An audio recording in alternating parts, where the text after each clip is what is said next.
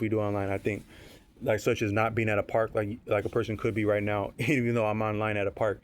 But in those terms, and though that does have meaning astronomically as like they fit, that'd be like the broader extent with that to the like so the positive like above zero would be like going up into the stars like that, but then going down to the finer subtle, which sometimes subtle is more potent, you go to that broad of a decimal. So for you to do anything, you affect the earth to that much of a decimal. But it's actually profound how the earth is allowing us to move like that. But so for anything that would exist upon the earth, any activity, any actual time, for any time to exist, for the 70s to exist, for the 90s to exist, for the 2000s to exist, above the earth, all the things that we say, do, think, feel, and be to others and to ourselves, the earth is making that viable. One is that it's giving us our actual nutrition in the form of like the plants and animals we consume to make any of that viable. It's actually directly from the earth.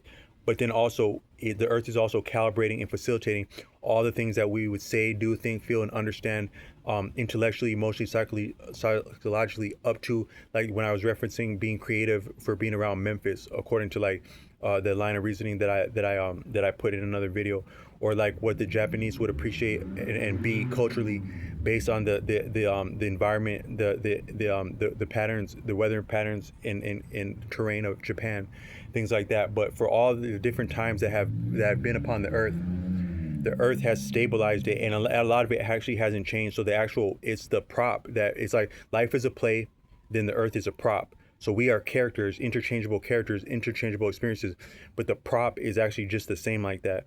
So from that standpoint, nothing has changed, but we are in a different position within space, and that has meaning like on deep like electromagnetic levels that I can't enunciate.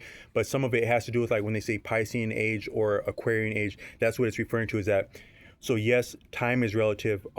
The earth, time as we understand the earth position to the sun, but also the sun and the earth's position in space, it's relative, but it actually is somewhat, it's not inconsequential, and it affects us. So one is that according to Tashrik Bey is that you cannot hide things now as things could be hidden in the past. So around the time of like around the exact time of the 60s, like the flower generation, and then some of the coverage of the Vietnam War, how the Vietnam War was so atrocities like the Vietnam War have attended colonialism and just all kinds of atrocities, not necessarily war themed war games, um, horrible stuff like that, but actual just atrocity in general. It had already always existed, but in the 60s, it was in your face in the living rooms, and you couldn't hide it like that just because of the dynamics of where we were as humanity, as journalism, as technology. But that's not independent of the actual patterns and the processes at play, no less than the rotation of the earth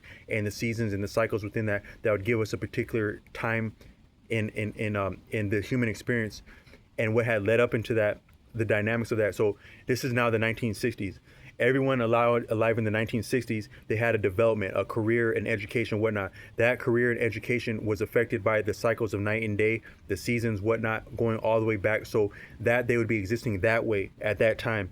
You can't take that away from the broader cycles that we were at play, and those cycles you can't take them outside of the position in space, such that exactly at the beginning of the Aquarian age, this is the dawning of the age of Aquarius, age of Aquarius.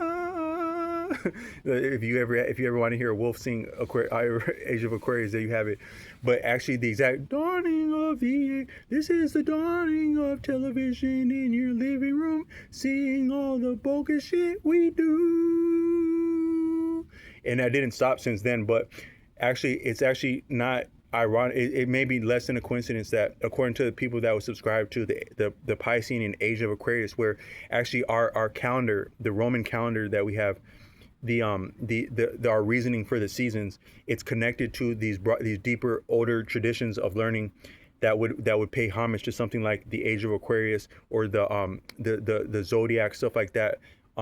Those are very potent words, and that could actually sway the tenor of this content and what I'm able to create just by referencing and leaning into the current of those words. But the age of Aquarius, it refers to and it coincides with a time where you can't conceal things the way that you used to. So since then, but even increasingly so now, you can't hide much of anything. They say that the truth comes to the light. That may have always been the case, but it more so comes to the light. It gets around to coming to the light in the age of Aquarius.